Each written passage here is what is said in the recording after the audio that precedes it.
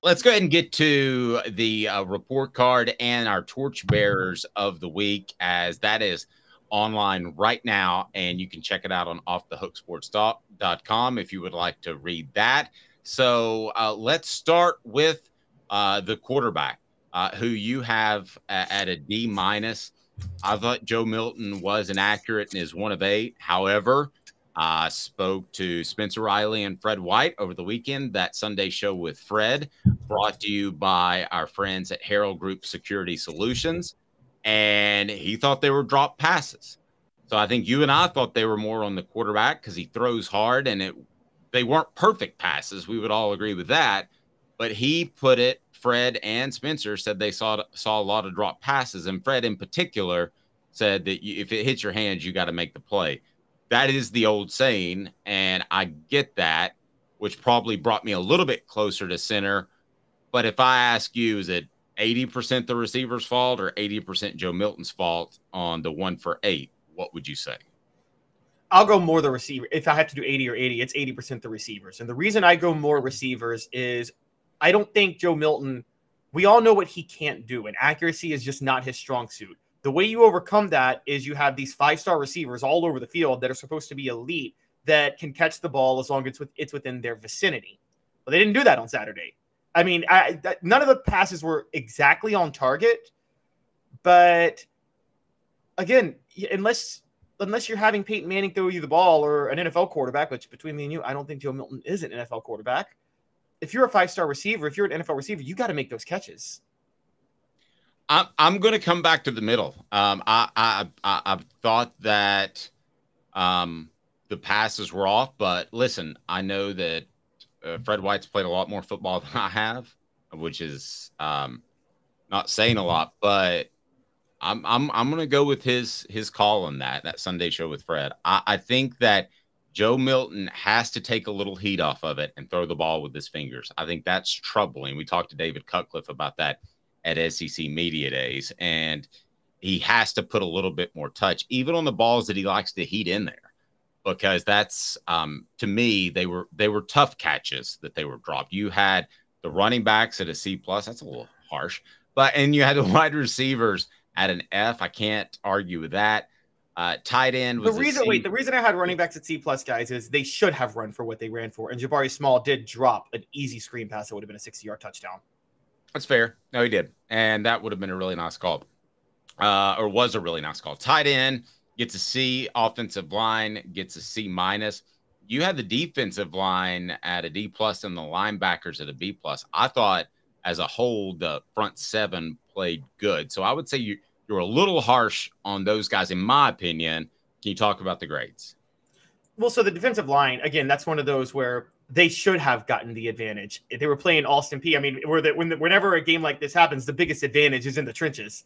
And let me clarify one thing. So all of yours are graded somewhat on a curve because it's Austin Peay. In other words, if this is Alabama and the same thing happens, the grades are different. Right. Exactly. By the way, we'll talk about Alabama. Go ahead. Austin Peay controlled the clock in the fourth quarter. There's no way the defensive line should have let that happen. And honestly, in many ways, they started it happened from the start. I mean, don't forget that 4th down play on the first drive. The defensive line let Mike DeLiello run for almost a touchdown because he got through the hole. I mean, that shouldn't happen in a game like this. So there were too many times they let Austin Peay stay on the field. I know that, look, if for everybody who covers Tennessee, we know time of possession. Josh Heupel cares nothing for time of possession. But the defense does need to get off the field, though. And they didn't do that much against Austin Peay in this game. So you had the secondary to C-, kicking game A-, return game on a C-. Let's look at the torchbearers for the Vols. We give out awards for those that played at their absolute best against Austin Peay. And yes, there were some. Caleb's going to have to eat some crow at number 1.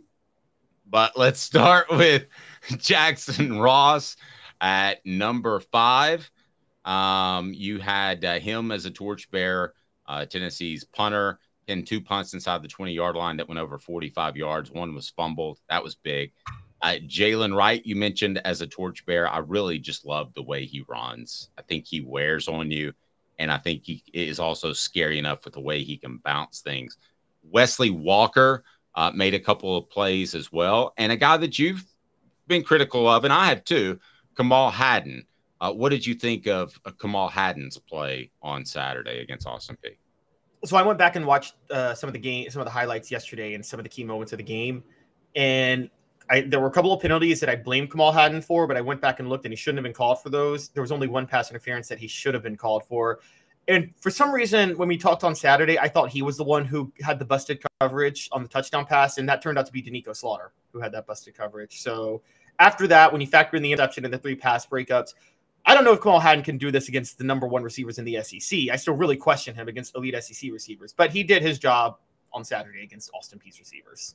And then #1, Aaron Beasley, who's playing without the guy who was supposed to be his linebacker mate all season. That's Keenan Peay, who's going to be out for an extended period of time. Beasley certainly showed up. A historic performance. Man, he played really well. 5 tackles for a loss, 2 sacks, 9 tackles. There was 1 tackle for a loss in which he broke up a screen that I thought could have popped. And it looks like he and Elijah Herring will be the starters going forward.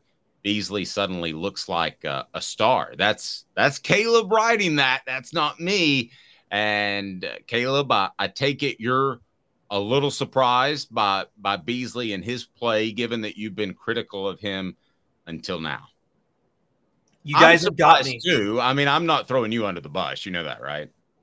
Yes, I know, but I'm so owned right now, guys. I mean, Aaron Beasley has proven me wrong because of what he did in a meaningless bowl game and against Austin Peay. Man, I just, you know what? Let's just throw the flowers out now. All American, guys. All American. Yes, he had a historic performance. You're so gracious. You're so gracious.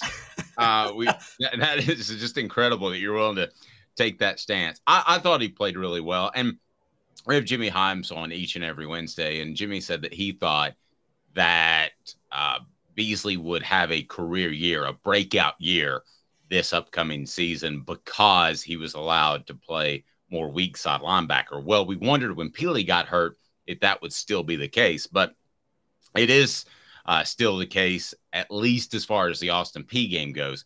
We'll see when Tennessee plays Florida on Saturday. And hey, listen, one thing you got to like about Beasley is he just seems much more active than he has in the past. I don't know if that's further understanding the system or what all that is, but he just seems to be playing free. If you watch him like 3 or 4 plays in a row, and I did so on Saturday and then rewatch the game, he just seems more intent on the direction that he's going, and there's no second guessing whatsoever. And I was really impressed by that, whether he's playing Mike or weak or whatever position he's playing. So yeah, I think Tennessee, I mean, obviously without Peay, they played really well at the linebacker position, and for the most part, the front 7, although you didn't like the defensive line considering the context, which I understand.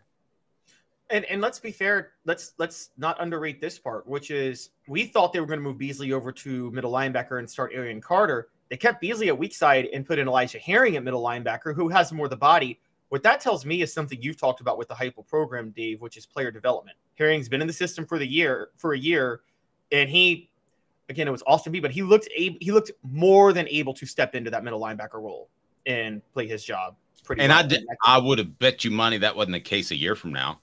To speak to the player development aspect of it.